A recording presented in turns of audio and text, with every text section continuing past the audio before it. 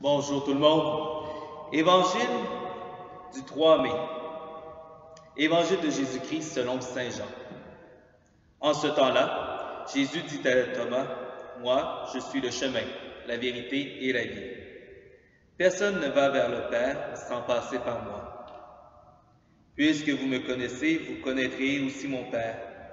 Dès maintenant, vous le connaissez et vous l'avez vu. » Philippe lui dit, « Seigneur, montre-nous le Père, cela nous suffit. » Jésus lui répond, « Il y a si longtemps que je suis avec vous, et tu ne me connais pas, Philippe. Celui qui m'a vu a vu le Père. Comment peux-tu dire, montre-nous le Père? Tu ne crois donc pas que je suis dans le Père et que le Père est en moi? Les paroles que je vous dis, je ne les dis pas de moi-même. Le Père qui demeure en moi fait ses propres œuvres. Croyez-moi, je suis dans le Père et le Père est en moi. Si vous ne me croyez pas, croyez du moins à cause des œuvres elles-mêmes. Amen, amen, je vous le dis, celui qui croit en moi fera les œuvres que je fais, il en fera même de plus grandes, parce que je pars vers le Père, et tout ce que vous demanderez en mon nom, je le ferai, afin que le Père soit glorifié dans le Fils. Quand vous me demanderez quelque chose en mon nom, moi, je le ferai. Acclamons la parole de Dieu.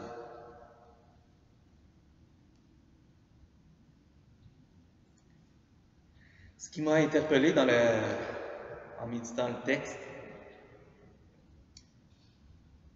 c'est cette réponse de Jésus à Philippe, « Il y a si longtemps que je suis avec vous, et tu ne me connais pas, Philippe. » Ça m'a fait réfléchir dans plein de sens. Et il y a une réalité, peut-être spirituelle, derrière cette phrase-là. C'est qu'il y a des gens qu'on peut côtoyer longtemps sans ne jamais connaître. De nombreux professeurs sont demeurés des professeurs, éventuellement des maîtres à penser,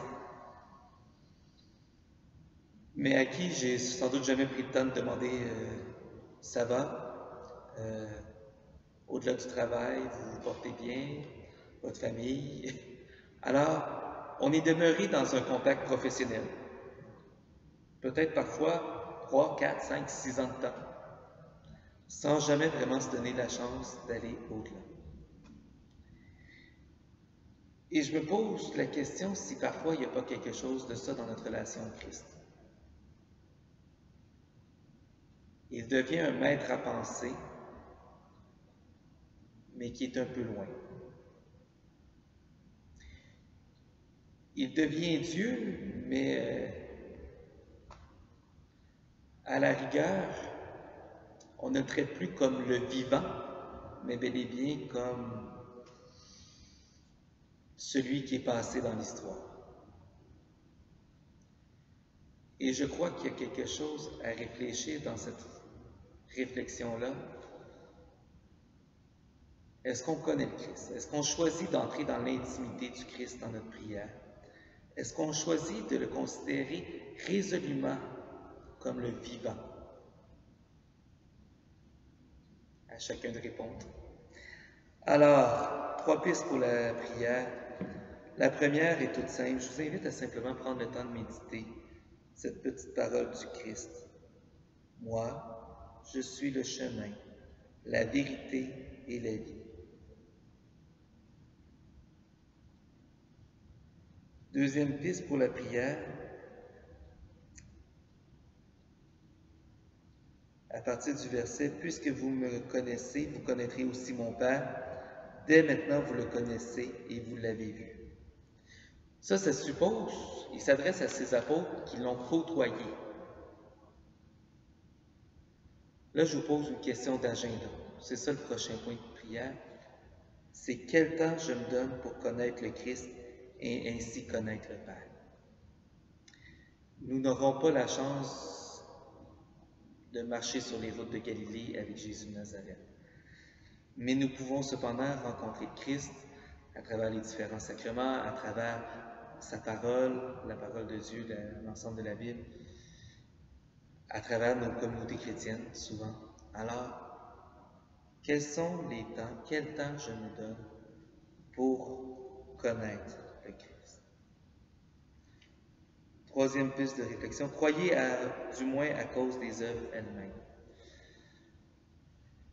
Osez vous poser la question, quelles sont mes œuvres?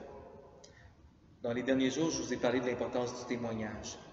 Souvent, l'Église, quand elle va parler du témoignage, elle insiste sur le fait que ça doit être un témoignage en acte et en parole. Et on commence par parler du témoignage en acte. Quelles sont mes œuvres? Et on peut avoir en arrière-plan dans notre tête, si je ne fais que ce que les païens font, quel mérite ai-je? Les chrétiens se sont répandus comme une traînée de poudre dans l'ensemble du monde connu il y a 2000 ans, parce qu'ils avaient une façon de se soucier les uns des autres qui dépassait résolument ce qui était vécu dans les sociétés de l'époque. Peut-on en dire autant de nous-mêmes? Peut-on en dire autant de nos communautés chrétiennes? Et là, l'objectif, c'est pas de se taper sur la tête, mais c'est vraiment de se poser la question de notre témoignage en acte et de voir si nos œuvres parlent d'elles-mêmes ou non. Et sinon, quel pas pourrions-nous faire de plus dans l'amour? Et sur cela, bonne suite dans votre temps pascal. Au revoir.